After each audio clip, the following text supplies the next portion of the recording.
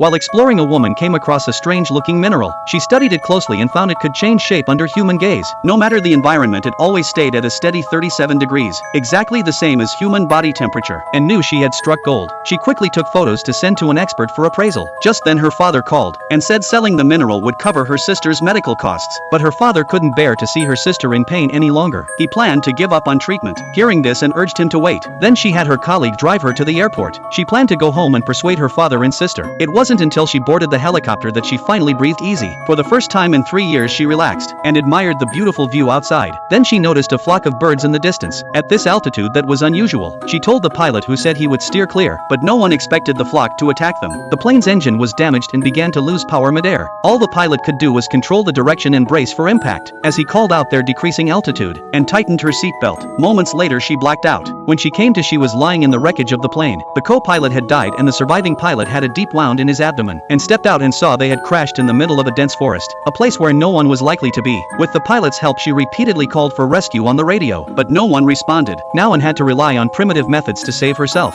She pulled out a compass and a map to pinpoint the crash site. She determined the nearest road was 60 kilometers to the south. In these winter mountains, even with food and clothing, it would take 5 days to reach it. And with the pilot injured and unable to move, and opened a wooden crate from the plane. She used a lighter to set the papers and the box on fire, hoping the smoke would draw attention to them.